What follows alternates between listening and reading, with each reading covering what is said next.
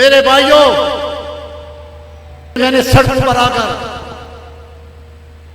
ढोल नहीं बजाए क्योंकि लोगों ने मुझे मेरा इंतखाब नहीं किया, भाई लोगों ने पीटीआई का इंतखाब किया।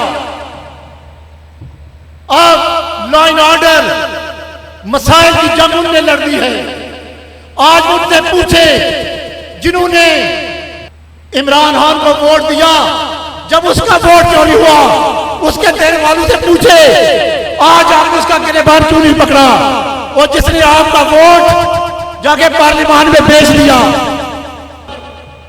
इमरान खान की मकबूलियत जहां भी चली जाए, बताएं कि अगर आपके सपूत में, आपके भाई में एक इतनी सी भी छाई, इतना सी भी आपके अपने मौक़िफ़ से पीछे हटा। मैं कल भी नवाज शरीफ के साथ था, आज भी नवाज शरीफ के साथ हूं।